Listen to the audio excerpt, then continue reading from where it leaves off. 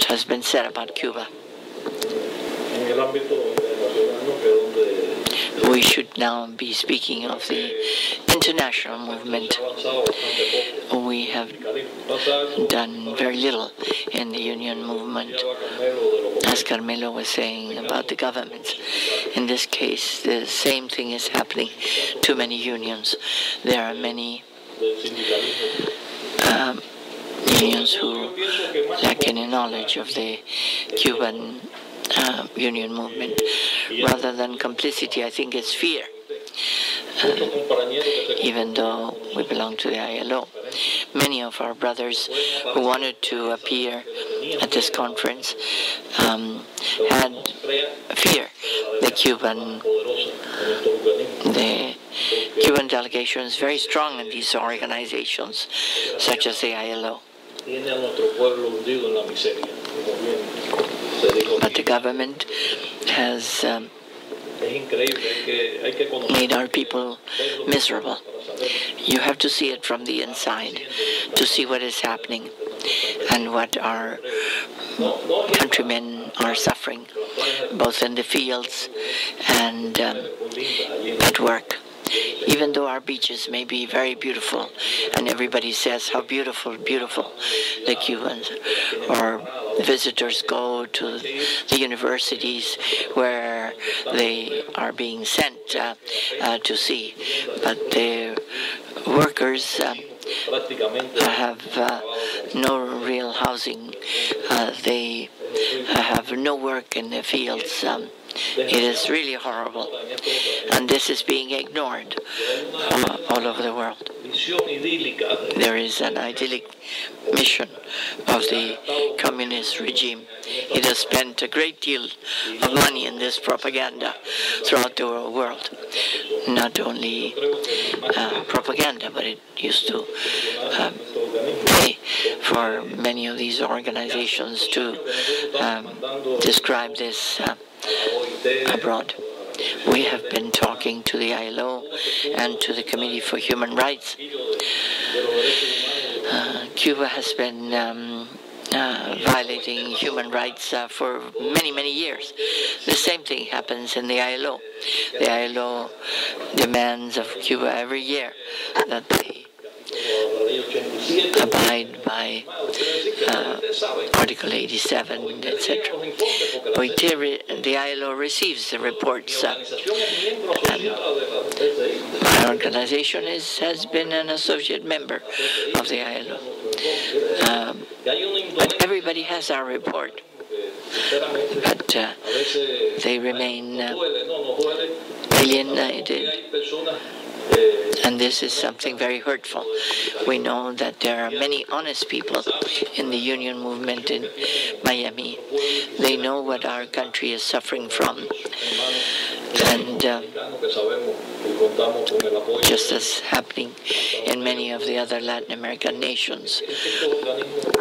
But these organizations have huge bureaucracy. And we see that there are the employers, the unions of those countries, and also the employers. So everything gets dissolved.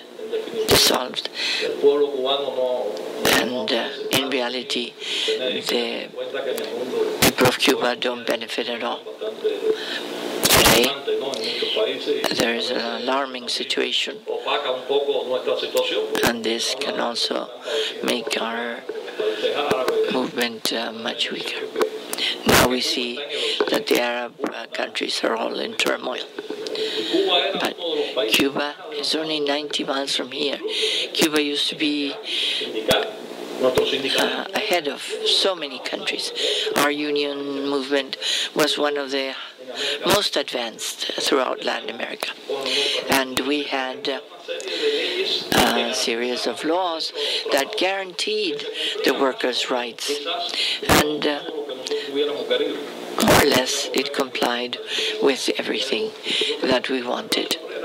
But our workers were the most privileged, perhaps, at that time in Latin America.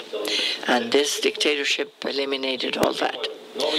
Since 1959, the year of 59 wasn't over when Castro had already monopolized their unions and had demoralized the people, as it's still present today. We know that the unions here support us, and we hope they will continue to support our brothers who still remain in Cuba. And there are many who still are in our situation, but we are ready to go back to Cuba. I'm going to ask for my rights as a Cuban citizen to be able to return to Cuba. They expelled me from Cuba in 2008. I was very broken. I was very sad. I would have liked to stay. I really greatly value the attitude of those who have stayed, but I am committed to help them. We know that we should go to rescue them. That is why please continue to help our labor movement, our union movement, and our very distinguished ladies in white. It is unbelievable that in this world of today, here in the Western world, they continue to hit women in the streets.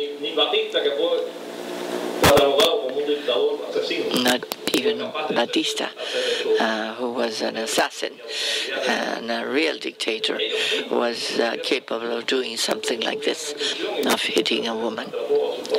He never mistreated the family, or any family. So that is what I am entreating you to do. Thank you.